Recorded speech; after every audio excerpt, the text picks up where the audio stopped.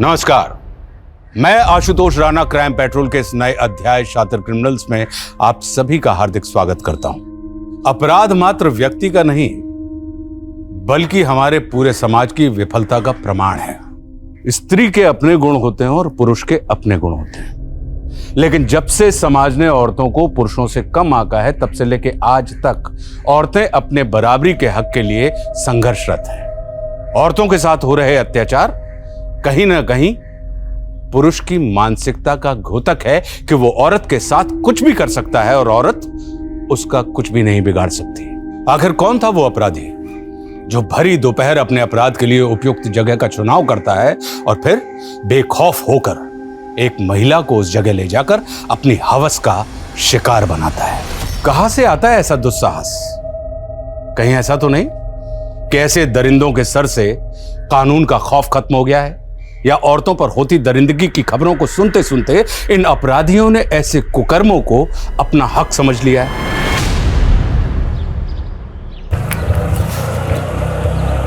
बस भैया, आजा मीता। ले भैया, ये भी ले, मिठाई लीजिए छोरा भाई। हाँ चल मीता, आज गृह प्रवेश है ना थारो। अच्छा रुक रुक रुक रुक, एक मिनट, रुक रुक रुक रुक रुक, एक मिनट।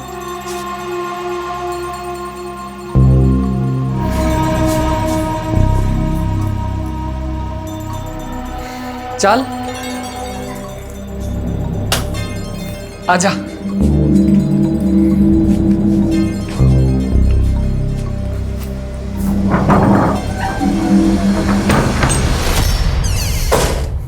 थारी आँखों का सुरमा प्यारा लागे, रे चोखा लागे रे मन। अरे क्या कर रहे हो? रुको रुको, मने दो। मैं अरे तू आराम कर, मैं कर लूंगा। ठीक काम करोगे और मैं आराम ना। लाओ मने दो और वो डब्बो लेकर आओ। अच्छा ठीक है।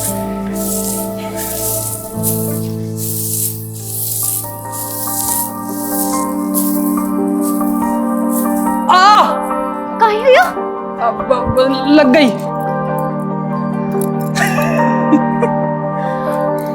क्या कर रहे हो?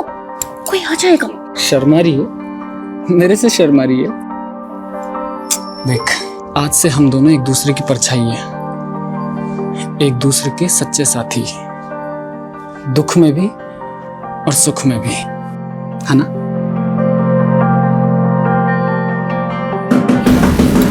कोई आ गया। कौन है? हमारे को मालूम है आप लोग नाराज हो हमारे से, पर इसमें हमारी कोई गलती नहीं है। मैंने तो बस प्रीति की मदद की, सरपंच जी के छोरे अंकुर के साथ भागने में। वे दोनों ब्याह करना चाहते थे एक दूसरे से। अरे झूठ मत बोल सुबोध, तू मेरी छोरी को बहला फुसला के ले गया था और जब उसे तेरी नियत का पता चला ना तो वापस आ गई। नहीं नहीं, ये सही नहीं है। आप चाहो तो प्रीति को बुला के पूछ लो।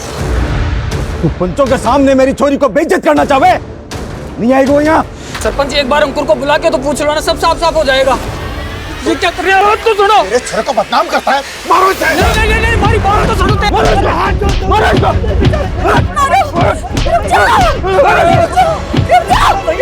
मत मारो, मैं जाके हाथ जोड़ू तू।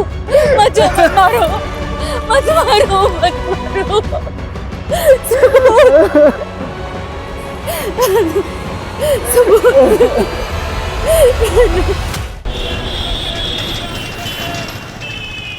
रेनू, तुम्हारी भाग्य रेखा देखी मैंने, पक्का कोई लॉटरी लगने वाली है। कुछ भी अनशन मत बोला। अरे पाग, अंडशन नहीं बोल रहा हूँ, सच बता रहा हूँ। एक सेकंड दो, ये देखो, ये जो रेखा है ना, इसमें साफ लिखा है कि तुम्हारी वे बहुत तेज चल रहा है। हीरो समझते अपने आप को? कौन है भाई आप? बताओ तुझे कौन हूं मैं? क्या कर रहे हैं? क्यों? शादी मुझसे कर रही हो, मजे इसके साथ कर रही हो। शादी? क्या बोल रहा है रेनू ये? झंडू शादी मंगेतर है मेरी, अगर इसके आसपास भी दिखा ना तो तोड़ दूंगा। चल भाग जा, भाग जा। चल घर ड्रॉप कर देता हूँ, चल हटो। इसमें रोने की क्या बात है रेणु? सही तो कहा आकाश ने, तेरा होने वाला पति है वो। अगर तुझे इस तरह से सड़क पर किसी के साथ हंसते बोलते देखेगा तो गुस्सा तो आएगा उसे। पापा आप उसकी साइड ले रहे? मैं किसी की साइड नहीं ले रहा हूं, मैं हकीकत की बात कर रहा हूं। और अब तू ये ऐसे छोटी छोटी बातों पे आंसू बहाना बंद कर। तू तो शादी करके चली जाएगी, तेरे बाद मुझे रागनी के लिए भी तो लड़का देखना है। पापा लेकिन उसने तेरा दुखड़े सुनने का वक्त नहीं है मेरे पास। अब जैसा आकाश कहे वैसा ही कर तू, मेरे पर शिकायत नहीं आनी चाहिए। हाँ, और सुन, अभी फोन कर आकाश को और माफी मांग अभी।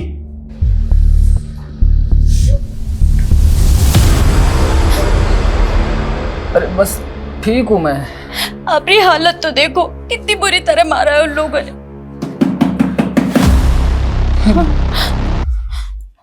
मैं नहीं नहीं नहीं, मैं जाऊँ।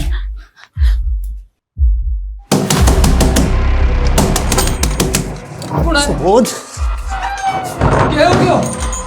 अरे भाग यहाँ से। अरे क्यों? गांव वाले आ रहे हैं तुझे मारने के लिए। क्या बात कर रहे हो ज्ञान? अरे सरपंच और प्रीति के घर वालों से तूने दुश्मनी मोल ले ली है। और ये किस चोरी से ब्याह करके ले आया तू? क्या सोचा था गांव वाले तेरा स्वागत करेंगे? तारे को तो सब कुछ मालूम है ज्ञान। पूरा गांव जानता है प्रीति और अंकुर की प्रेम लीला के बारे में। अंकुर के दबाव में मैंने सब कुछ किया। नीता से शादी करने के लिए मुझे कुछ पैसों की ज़रूरत थी।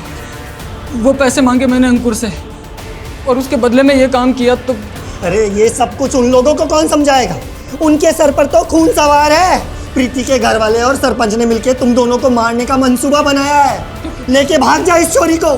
भाई जिंदा ना बच पाओगे तुम लोग, जिंदा ना बच पाओगे भाई। नहीं मित्र, तू फिक्र मत कर, कुछ नहीं होने दूंगा तारे को। पापा बात तो सुनिए मेरी, कुछ तो खा लीजिए आप। नहीं, मैं नहीं खाऊंगा। पहले तो आकाश को फोन करके माफी मांग। ठीक है पापा, मैं आकाश से माफी मांगने को तैयार हूँ। क्यों दीदी, आप क्यों आकाश से माफी मांगोगी? माफी तो उसे आपसे मांगनी चाहिए। शादी से पहले ही पापा वो दीदी पर इतने हुक्म चला रहा है, तानी शादी के बाद तो क्या करेगा? मैं तो आपसे कह रही हूँ, आप ये रिश्ता तोड़ दो। क्या अड़चन पक रही है? रिश्ता ना हुआ, पेड़ पे लगा हुआ फल हो गया। जब जी चाह तोड़ दिया। अरे ऐसे रिश्ते बार बार नहीं मिलते। इंजीनियर है आकाश, लाख रुपए की उसकी तनख्वाह है। होगी, लेकिन पापा जिस घर में दीदी खुशी नहीं रहेंगी वहां उस पैसे का क्या काम? चुप कर तू अभी छोटी है, तुझे समझ नहीं है। मैं जो कुछ भी कर रहा हूं इसके भले के लिए कर रहा हूं, और तू उल्टा सीधा मत डाल इसके दिमाग में। लेकिन पापा, दीदी आप परेशान मत हो, मैं हूं ना, मैं कुछ करती हूँ।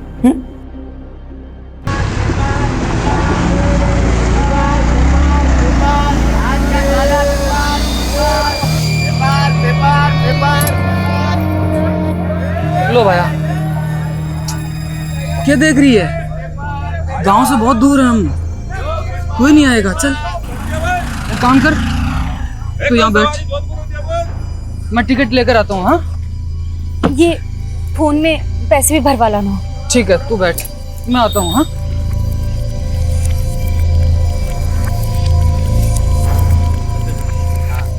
छोड़ूंगा नहीं। क्या नहीं छोड़ेगा है? हलवा समझा है क्या? आपकी वाला तो हाथ लगा के दिखा तो मेरे को सारा मेरे को धक्का दे रहा। मेरा मोबाइल चुराता है, मेरा मोबाइल चुराता है, मेरा मोबाइल चुराता है।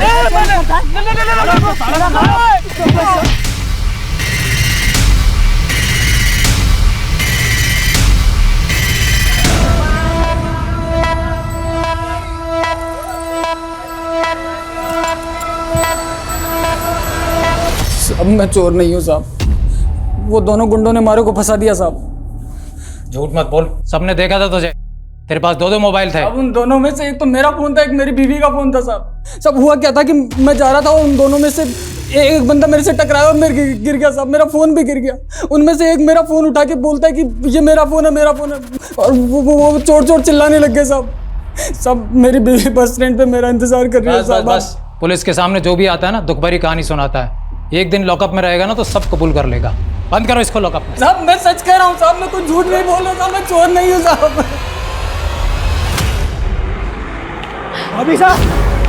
अभी साहब, आप जिसको ढूंढ रही हैं उनको तो मैंने दिल्ली की बस में चढ़ते हुए देखा है। क्या? हाँ आइए आपको दिखाते हैं कौन सी बस में चढ़े। आइए पास में आइए।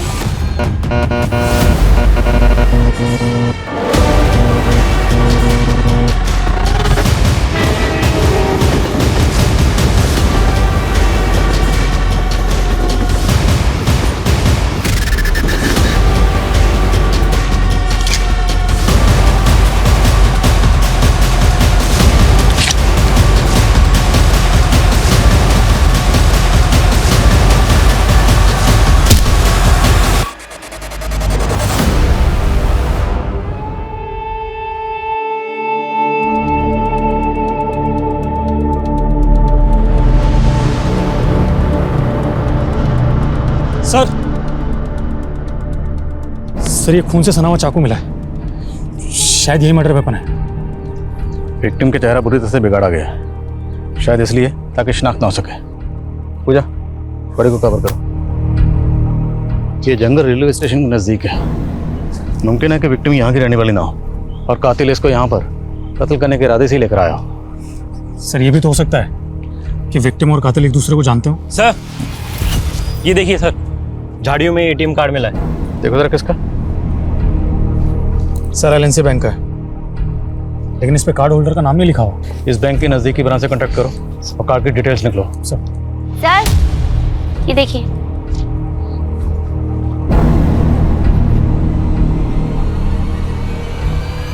माँ,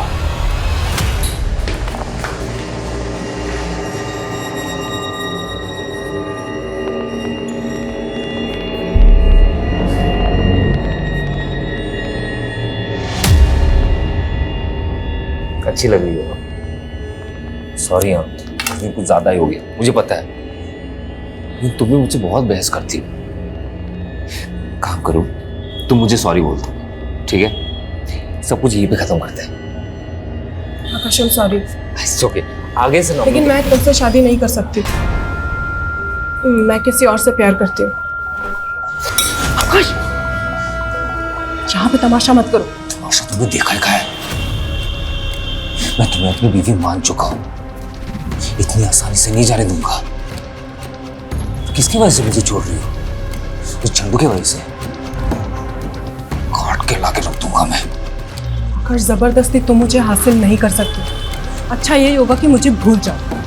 प्लीज मुझे मेरी जिंदगी अच्छे से जीने दो।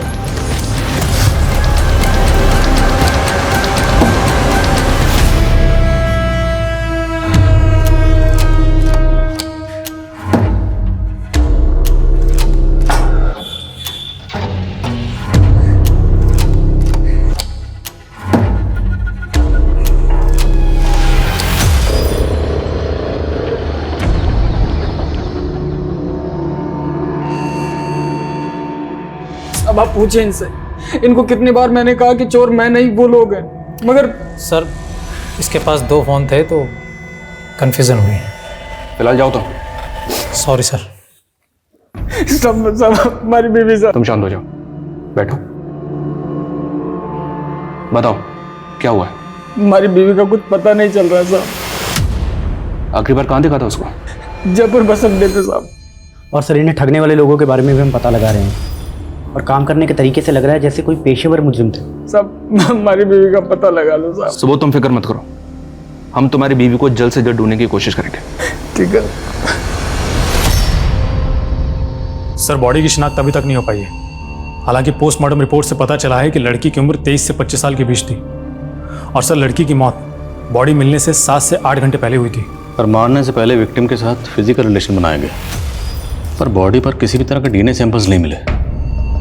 शायद प्रोटेक्शन यूज किया होगा। और सर बॉडी में नींद की गोलियां भारी मात्रा में मिली है। सर हो सकता है कातिल का ये प्लान रहा हो, पहले नशे की गोलियां देकर लड़की को बेहोश किया, फिर उसके साथ फिजिकल हुआ और फिर उसको मार दिया। इसलिए बॉडी पर किसी भी तरह का रजिस्टिंग मार्क्स नहीं है। वो स्टेडियम की डिटेल्स कब तक आएंगे? सर बैंक मैनेजर से बात की है, कार्ड बहुत पुराना है इसलिए थोड़ा समय लग रहा है। जब तक कार्ड की डिटेल्स आती हैं, विक्टिम की तस्वीर दिल्ली एनसीआर के सभी थानों में भेजो। शायद कहीं कोई मिसिंग कंप्लेंट फाइल हुई हो। और इस टैटू को आसपास के जितने भी टैटू पार्लर्स हैं सब जगह दिखाओ। और विक्टिम की तस्वीर सभी लोकल न्यूज़पेपर में दो, शायद कोई शिनाख्त के लिए आ गए। दीदी आकाश से शादी ना करने का डिसीजन आपका एकदम सही है, लेकिन आप मेरी बात मानो तो अभी भी। रागिनी, मैं जानती हूँ तुझे मेरी फिक्र है, पर तुझे अब मेरी फिक्र करने की कोई ज़रूरत नहीं। अब मैंने तय कर लिया, मैं डर के नहीं जीने वाली। और वैसे भी अब मेरी ज़िंदगी में कोई और आ गया। कौन है वो? और कहीं उसी की वजह से तो तुमने संजीव को रिजेक्ट नहीं किया था? सच बताओ दी। Sanjeev, I am sorry. मैं जानती हूँ कि मुझे ये सब कुछ पहले ही बता देना चाहिए था, लेकिन मैं क्या करती, मेरे फादर बहुत स्ट्रिक्ट हैं। संजीव, मेरे कहने से शादी नहीं रुकेगी, सिर्फ तुम ही शादी को रोक सकते हो। प्लीज़ मुझे रिजेक्ट कर दो। ठीक है, मैं मना कर दूंगा। रेनू दी, उस दिन भी तुमने एक झूठी कहानी बनाकर इतना अच्छा लड़का हाथ से गवा दिया। तुझे संजीव की इतनी फिक्र क्यों हो रही है? टॉपिक मत बदलो दी। ये बताओ, कोई लड़का है भी या नहीं, या फिर तुम इस बार भी कोई झूठी कहानी बना रही हो? दी बताओ ना, कौन है वो? सही वक्त आने पर सब बता दूंगी। सर जो एटीएम कार्ड हमें जंगल में मिला था, बैंक मैनेजर का कहना है कि वो एटीएम कार्ड झारखंड के भभुआ के रहने वाले एक आदमी का है। सर, हो सकता है वो औरत भी झारखंड की हो। मुमकिन है। तो एक काम करो, तुम झारखंड के लिए निकलो, मैं झारखंड पुलिस को इन्फॉर्म करता हूँ।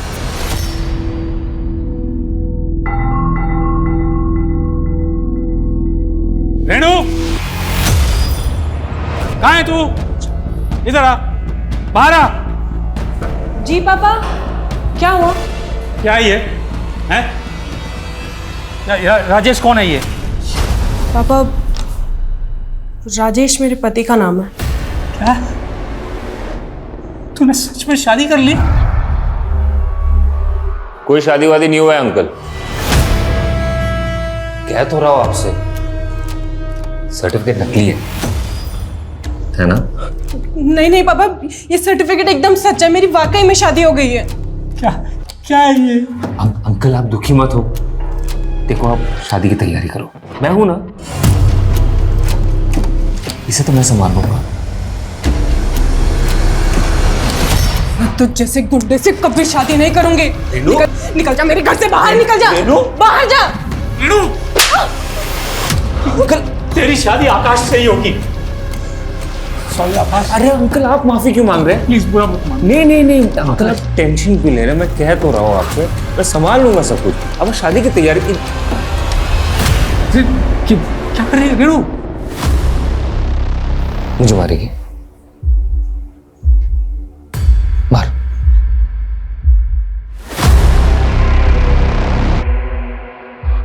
मार।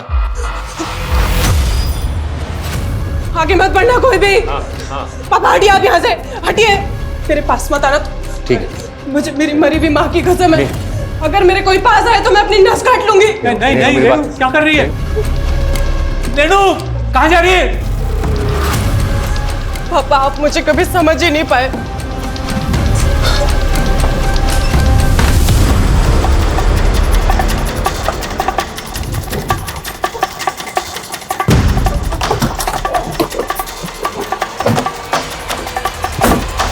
मुजाहिद, आपका ही नाम है? जी साहब, हमारा एटीएम कार्ड चोरी हो गया था साहब।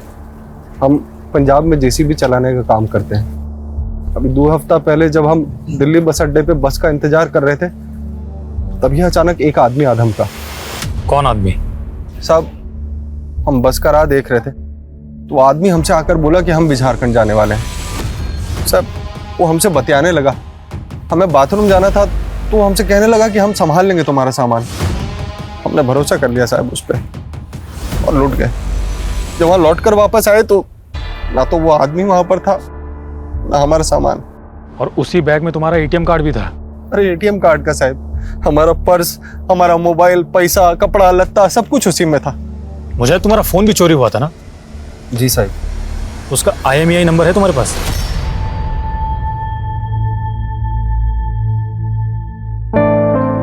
रागिनी, रागिनी रुक, ना रही हूँ। रागिनी, अच्छा हुआ तुम मिल गई। रागिनी, मैं कल दिल्ली जा रही हूँ।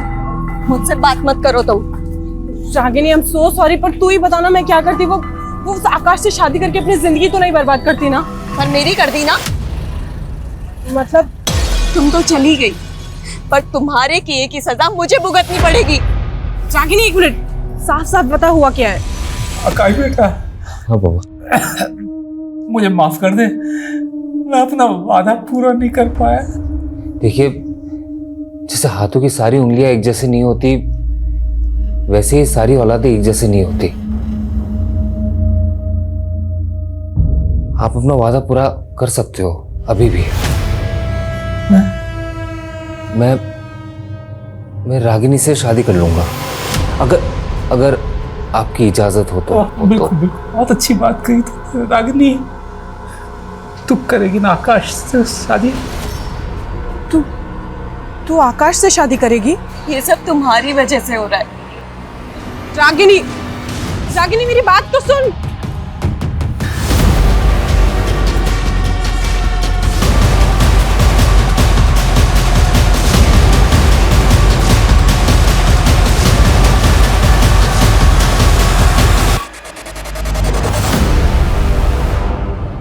सर, मुजाहिद का जो फ़ोन चोरी हुआ था उसको सर्विलेंस पे डाल दिया है। अगर कोई दूसरा सिम एक्टिव हुआ तो पता चल जाएगा। सर, विक्टिम की बॉडी का क्या करना है? डॉक्टर का कहना है कि बॉडी तेजी से गल रही है। डॉक्टर से बॉडी का डीएनए प्रिजर्व करने के लिए कहो और उसके बाद अंतिम संस्कार करवा दो। और विक्टिम की जो तस्वीरें दी थी अखबार में, उससे कुछ पता नहीं चला? सर, फिलहाल तो नहीं।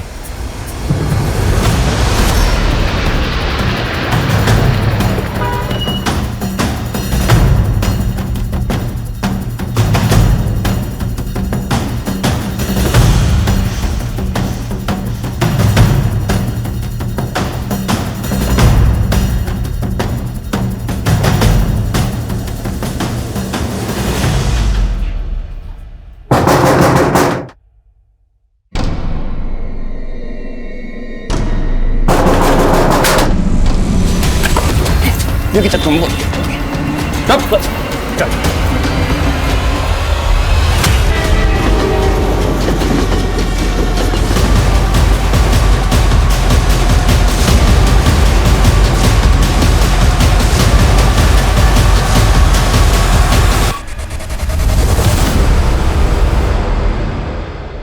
साहब मारो बच्चा, आप सच कह रहे हैं। हमने उसकी बीवी के साथ कुछ नहीं किया, उसको तो 2 लोग उठाकर ले गए थे साहब। कौन था वो आदमी? साहब हमें नहीं मालूम वो आदमी कौन था। हम मानते हैं कि हमने उस दिन सुबोध को ठगा था। लेकिन साहब, जब हमने सुबोध की बीवी को देखा तो हमारे मन में लालच आ गया और हमने एक और प्लान बनाया। अभी साहब, आप जिसको ढूंढ रही हैं उनको तो मैंने दिल्ली की बस में चढ़ते हुए देखा है। क्या कह रहे हैं आप? अरे हाँ, वही ना हल्की पीली शर्ट वाला आदमी ना, वो तो भाभी साहब 12:20 की बस से दिल्ली चला गया। अरे मैंने ही तो टिकट काटा था उसका। ये हाँ, सुबोध नाम था ना उनका। हाँ, पर ये मारे को अकेला छोड़कर कैसे जा सकते हैं? भाई साहब, मारे को अभी दिल्ली जाना है। भाभी साहब, आज तो कोई बस है नहीं, कल जरूर मिल जाएगी दिल्ली की बस आपको, कल चले जाना। पर मैंने तो अभी जाना है। आप फिक्र मत करो, आपको दिल्ली जाना है। शाम को यहाँ से टैक्सी जाएगी, वो मेरा दोस्त ही है, छुड़वा देते हैं आपको। वो बोली थी, आसानी से मेरी बातों में भी आ गई। नहीं है, अच्छा दोस्त है मेरा। छोड़ो, छोड़ो, मैंने कुछ नहीं किया। अरे छोड़ो। वो आदमी कौन था हमें नहीं मालूम। मैंने उसकी गाड़ी का नंबर का फोटो लेने की भी कोशिश करी, लेकिन नंबर साफ नहीं था साहब। साहब मानते हैं कि हमने उस लड़की को बेचने का प्लान बनाया था, लेकिन वो आदमी उसको किडनैप करके ले गया। और कहाँ लेके गए साहब हमें नहीं पता साहब। नहीं मालूम साहब, हम सच बोल रहे हैं साहब। लेकिन हमें पता है कि तुम दोनों के मुंह से सच कैसे उगलवाना है। साहब मीता को अगवा किसने और क्यों किया था, यह अब तक पता नहीं चला था। अनुज के मुताबिक मीता को अगवा करने वाला शख्स नकाबपोश था, लेकिन क्या अनुज जैसे शातिर अपराधी की बात पर यकीन किया जा सकता है? दूसरी ओर रेनू और रागिनी, इन दोनों बहनों की कहानी से भी पर्दा उठना अभी बाकी है। या चांदनी, थैंक यू सो मच। तुम नहीं होती ना अगर, तो ये जॉब मुझे कभी नहीं मिल पाती। कितनी बार थैंक्स बोलेगी? दोस्त भी बोलती है और थैंक्स भी बोलती है। चल, मेरा घर आ गया, कल मिलते हैं। Okay, bye bye bye.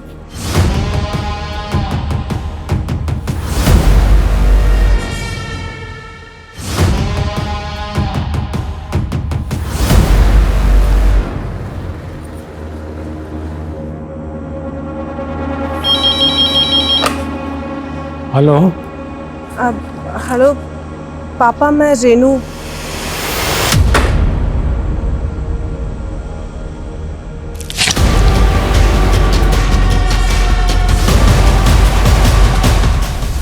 लेकिन साहब हमारी बीवी को कोई किडनैप क्यों करेगा साहब? सुबोध, हम भी पहले ऐसे ही सोच रहे थे और इसीलिए उन दोनों के साथ हमने सख्ती भी की, पर वो दोनों अपनी अपनी बात पे अड़े हुए हैं कि उन दोनों ने मीता के साथ कुछ भी नहीं किया। तुम हमें ये सोचकर बताओ, क्या मीता की किसी के साथ कोई दुश्मनी थी, आस पड़ोस में या कहीं और? मीता की तो नहीं साहब, लेकिन हमारी दुश्मनी है सब हमारा गांव में।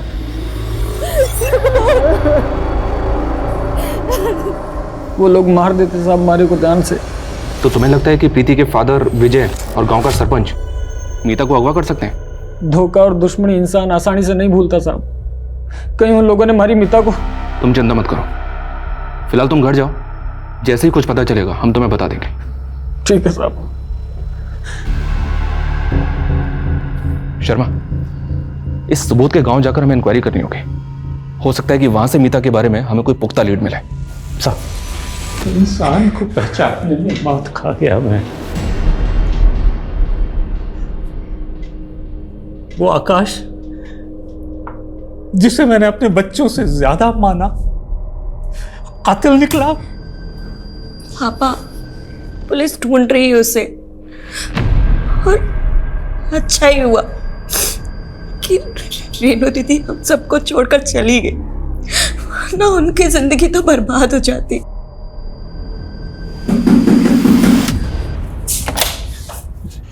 मुझे बचा लो, दरवाजा बंद करो, पुलिस मुझे ढूंढ रही है। रागिनी, दरवाजा बंद करो। निकलो यहाँ से। रागिनी, मैं कह तो रहा हूँ, पुलिस मुझे ढूंढ रही है। आकाश, निकलो यहाँ से। क्या बकवास कर रही हो? तुम मेरी होने वाली बीवी हो। मेरा तुमसे कोई रिश्ता नहीं है, चलो निकलो यहाँ से। निकलो। वो ठीक करिए, तुम्हारा उससे अब कोई रिश्ता नहीं है। तेरा भी पढ़ निकला है क्या? छोड़ो पापा को, आकाश छोड़ो। मैं इस घर से नहीं जाऊंगा। मैं भी देखता हूँ कौन मुझे तो इस घर में नहीं रखता। मैं भी देखता हूँ कौन निकाल। बाहर जा, यहाँ मत रुक। नहीं, घर में नहीं रह सकता। निकलो यहाँ से, वरना जान से मार डालूंगी। निकलो यहाँ से। छोड़ूंगा नहीं तुझे।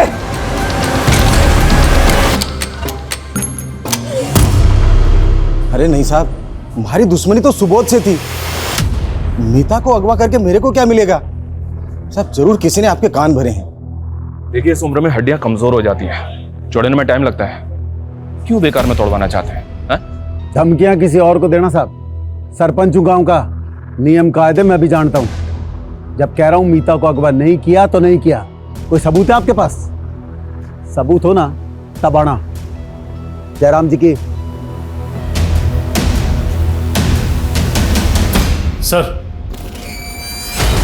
सर मुजाहिद का जो फोन चोरी हुआ था वो जयपुर में एक्टिव हुआ एक नए नंबर के साथ। किसका नंबर है?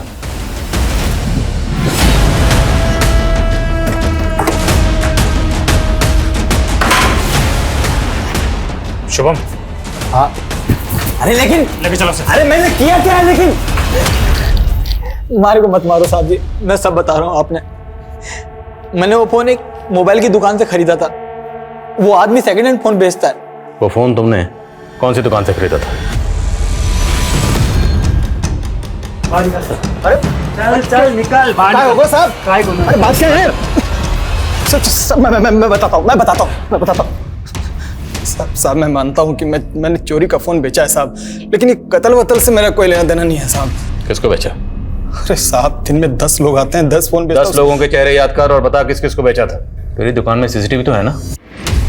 हाँ, पर वो खराब है साहब। अब अगर तुझे खुद की जान बचानी है तो जिसको फोन बेचा था उसके नाम और चेहरे याद कर। नहीं साहब, मैं चेहरे याद करता हूँ। और वो आप लोग क्या बनवाते हैं? स्केच प्रशांत, जो भी स्केचेस बनवाए उन्हें मुजाहिद से वेरीफाई करो। जी सर मेरे ख्याल से लड़की की पहचान करवाने की हमें फिर से कोशिश करनी चाहिए। सर एक बार फिर से अखबार में फोटो दे दो। तो इस बार विक्टिम और उसके हाथ में जो टैटू है उसकी तस्वीर दिल्ली के अलावा देश के बाकी अखबारों में छुपो, शायद शनाख्त हो पाए। सर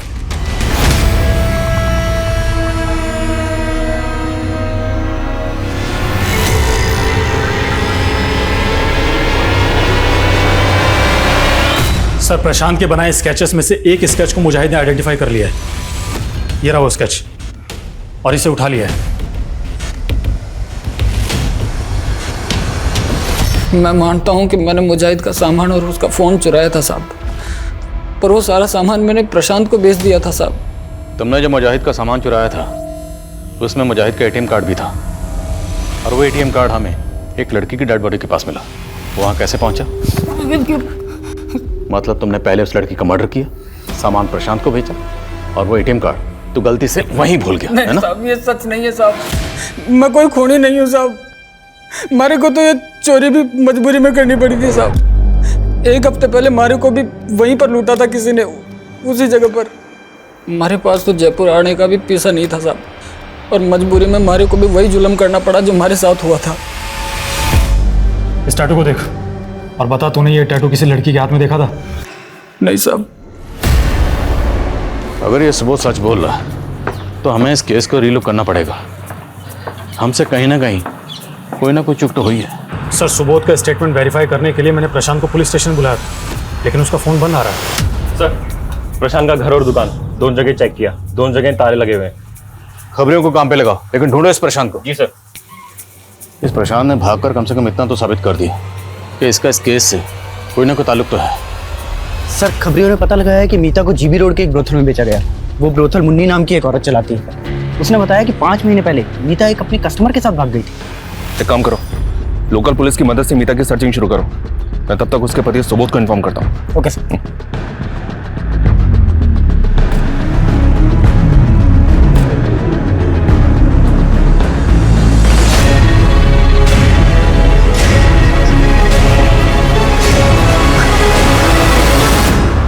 मेरी बेटी रागनी ही है, उसके हाथ में ऐसा टैटू बना था।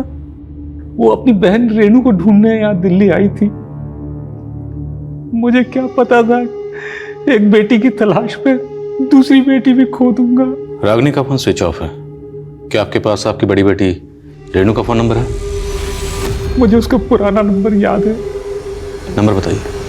सर, रेनू का फ़ोन स्विच ऑफ आ रहा है, लेकिन मोबाइल कंपनी से पता चला है कि उसने नंबर लेने के लिए इलेक्ट्रिसिटी बिल सबमिट किया था, जिस पर फरीदाबाद का एड्रेस है। फरीदाबाद? जी सर। सर, जब वहाँ पहुँचे तो मालूम चला कि रेनू फरीदाबाद से जयपुर जा चुकी है। और जयपुर में कहाँ रह रही है आजकल? सर, ये तो पता नहीं चला है, लेकिन सर रेनू फरीदाबाद के जिस एड्रेस पर रहती थी उसी एरिया में चांदनी नाम की लड़की भी रहती थी, जिसका कुछ दिनों पहले मर्डर हुआ था। और सर, ताज्जुब की बात तो ये है कि चांदनी का मर्डर भी वैसे ही हुआ था जैसे रागिनी का मर्डर हुआ था। क्या दोनों विक्टिम्स को मारने से पहले नशे की दवा दी गई? हाँ सर। और सर, इतना ही नहीं, दोनों लड़कियों का रेप भी हुआ था, और चांदनी की लाश भी रेलवे ट्रैक के पास के जंगलों में मिली थी। अच्छा, ये रागिनी और चांदनी क्या दोनों एक दूसरे को जानते थे? नहीं सर, लेकिन चांदनी रागिनी की बहन रेनू की बहुत अच्छी दोस्त थी। रेनू की बहन रागिनी का कत्ल ठीक उसी तरह से हुआ जैसे रेनू की फ्रेंड चांदनी का। माजरा क्या है? सर, कम है sir, Ragini call records. Sir, call records में एक नंबर ऐसा मिला है जिससे रागिनी रेगुलरली टच में थी। किसका नंबर है? सर, नंबर तो फेक डॉक्यूमेंट से कर लिया गया है, लेकिन जिस फ़ोन में ये नंबर यूज़ हो रहा था वो डबल सिम स्लॉट वाला फ़ोन है।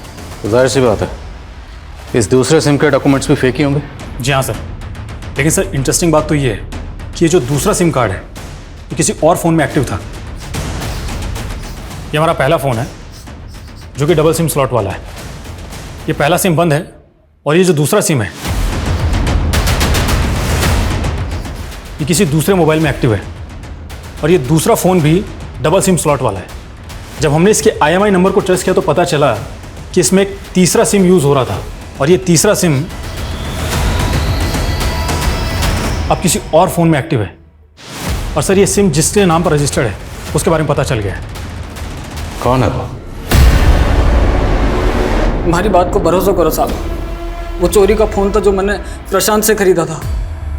अब उसके पहले किसने इस्तेमाल किया, कब किया, मैंने क्या मालूम साहब। एक बार तुम पर भरोसा करके गलती कर चुके हैं, लेकिन वो गलती दोबारा नहीं दोहराएंगे।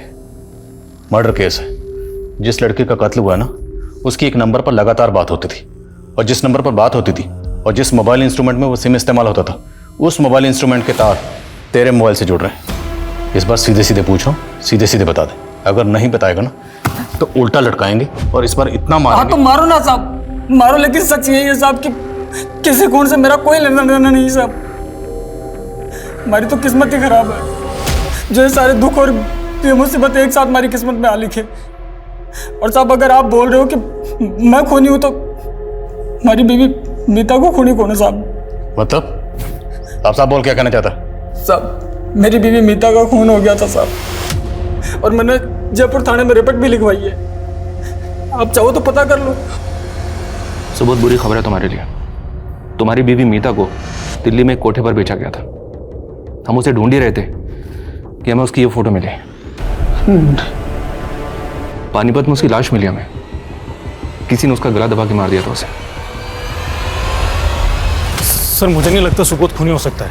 मैंने पता किया है, इसकी वाइफ का मर्डर हुआ था और ये बात सच है। हालांकि चांसेस कम है, पर फिर भी क्वेश्चनिंग करते रहो। प्रशांत के बारे में कुछ पता चला? सर तलाश जारी है। ढूंढो उसे। सर साला भी इसको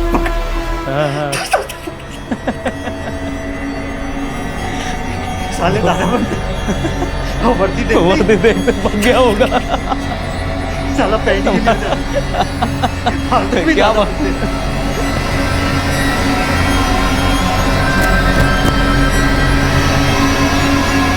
भाई 2 मिनट जोर से लगी। सुखराम जल्दी आओ।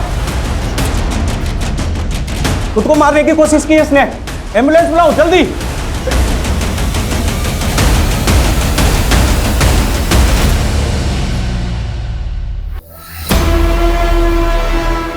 हेलो, हाँ मैं हॉस्पिटल में हूँ।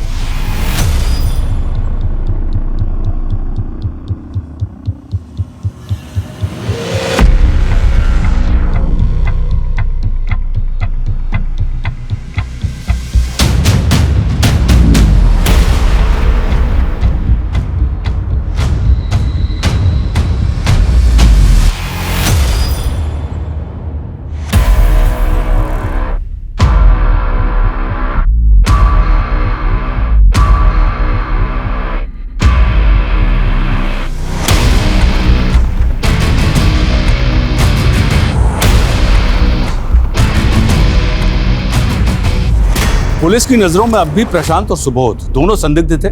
पुलिस ने सुबोध की फोटो कई रीजनल अखबारों में छपवाई। कई हफ्तों तक यह सिलसिला चलता रहा। अंततः पुलिस के हाथ कुछ ऐसा लगा जिसने इस केस का सबसे बड़ा खुलासा किया। एक ऐसा सच सामने आया जिसने सबको अचंभित कर दिया। सर इस सुबोध को तो हम निर्दोष समझ रहे थे, ये तो बड़ा ही शातिर निकला। अखबार में हमारे द्वारा सर्कुलेट की गई फोटो को देखकर कई पुलिस स्टेशन से फोन आए। सर बंगाल पुलिस ने तो इसे वांटेड घोषित किया है। दुर्गापुर में एक मर्डर किया था इसने। एक बात समझ में नहीं आई, सुबोध का नाम डेटाबेस में कैसे नहीं मिला? क्योंकि सर ये हर जगह फेक नेम से क्राइम करता है। बंगाल पुलिस में बादल नाम से केस रजिस्टर्ड है, बिहार में विनोद और एमपी में रघुराम। सर बंगाल केस में सुबोध ने एक फेक आइडेंटिटी क्रिएट की थी। अंजना नाम की एक लड़की को जंगल में ले जाकर नशे की दवाइयाँ दी, उसके साथ रेप किया और उसका मर्डर कर दिया। एक आई विटनेस की वजह से पकड़ा गया और 2 महीने तक जुडिशियल कस्टडी में था। सर जेल के इंचार्ज से मेरी बात हुई। उसका कहना है कि सुबोध जेल में चार्ल्स शोभरा जैसे सीरियल किलर्स की किताबें पढ़ता था और दूसरे कैदियों को भी सीरियल किलर्स की कहानी सुनाता था। Serial killer? इस सुबोध की दिमागी हालत मुझे कुछ ठीक नहीं लग रही। सर जेलर को भी यही लगता था, तो उन्होंने साइकेट्रिस्ट को कंसल्ट किया और साइकेट्रिस्ट का कहना था कि सुबोध सेक्स एडिक्ट है और उसके लिए वो मर्डर भी कर सकता है। अच्छा, इसकी जमानत तो हुई नहीं होगी, फिर ये छूटा कैसे? सर सुबोध ने वही तरीका वहाँ अपनाया जो उसने यहाँ अपनाया था। सुसाइड का नाटक करके अस्पताल में भर्ती होकर चकमा देकर भाग गया। अच्छा, सुबोध ने बंगाल के अलावा और कहाँ मर्डर किए? सर सुबोध ने कुल 11 मर्डर किए हैं अलग अलग नाम से, और सब में विक्टिम औरतें थीं। गुजरात, मध्य प्रदेश, पंजाब, हरियाणा में भी मर्डर किए सुबोध ने। तो मतलब अगला मर्डर ये दिल्ली में नहीं कहीं और करेगा। ये कहीं ना कहीं तो अगले शिकार की तलाश में होगा। वर्मा, इससे पहले किसी और मासूम को अपना शिकार बनाए, ये सुबोध मुझे सलाखों के पीछे चाहिए। सर हेलो,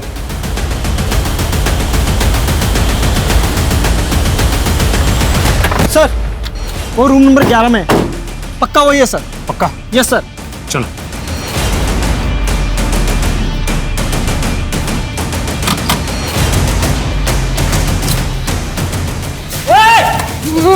सुबोध बहुत घुमा लिया तूने हमें, अब पुलिस स्टेशन चलने का समय आ गया।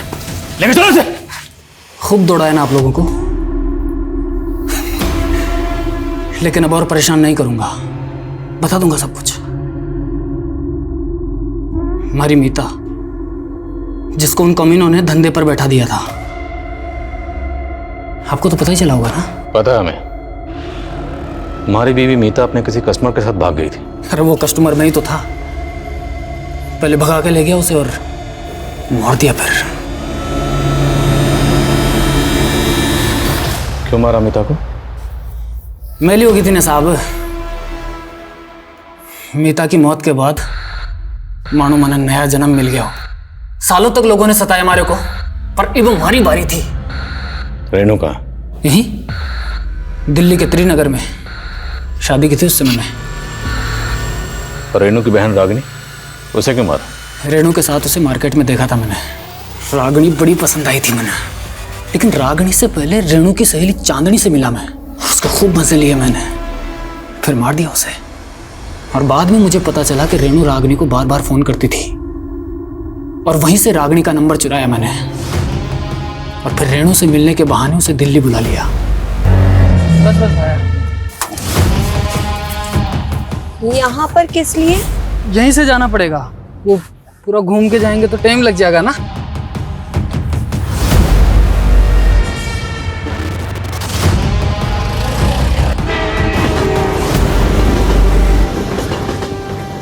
अरे थक गई है?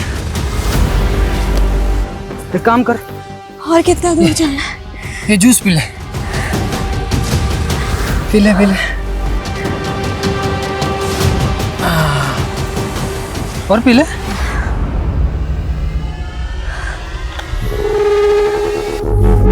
चलो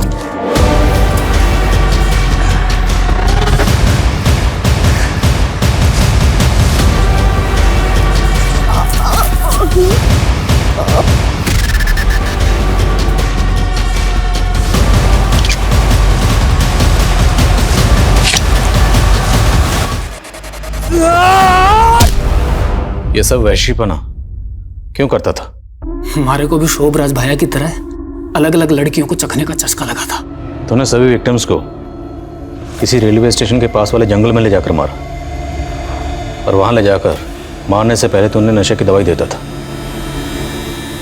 कहां से सीखा ये सब? अभ्यास किया था साहब, खूब पढ़ता था मैं जेल में। और इतना ही नहीं, प्रोटेक्शन यूज करता था हर बार, ताकि आप लोगों को कोई सबूत ना मिले। सोचा था कि शोभराज भाई का रिकॉर्ड तोड़ दूंगा। मस्त।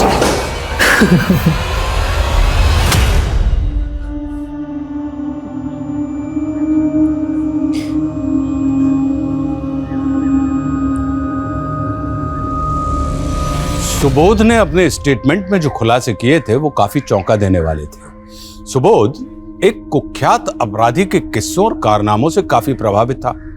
उस अपराधी को वो अपना आदर्श, अपना रोल मॉडल मानने लगा था, और उसके जैसा बनने की सनक में वो ठीक उसी अंदाज में अपराध किया करता था।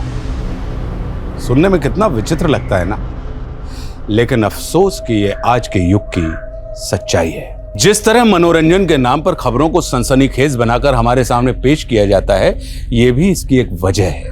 न्यूज चैनल और अखबार में हमें अक्सर कुख्यात अपराधियों का महिमा मंडन सुनने को मिलता है, पढ़ने को मिलता है। एक भगोड़े व्यापारी से लेकर एक फ्रॉड बाबा की आलीशान जिंदगी को हमारे सामने एक रोमांचक कहानी की तरह पेश किया जाता है, और युवा अक्सर ऐसे बैड बॉयज की कहानी से आकर्षित होते हैं और उनके जैसा बनने की चाह पालने लगते हैं। वो ये सच नजरअंदाज कर देते हैं कि इन सभी शातिर अपराधियों की जिंदगी सिर्फ एक छलावा मात्र है और कुछ नहीं। यह अत्यंत आवश्यक है कि आज का युवा अपने आदर्श सोच समझ कर चुने। अब मैं आशुतोष राणा विदा लेता हूं आपसे। हम फिर से मिलेंगे एक ऐसी ही कहानी के साथ जो आपको रखेगी सतर्क और जिंदगी को सुरक्षित। तब तक अपना और अपने परिवार का ख्याल रखिए और देखते रहिए क्राइम पेट्रोल सतर्क। जय हिंद।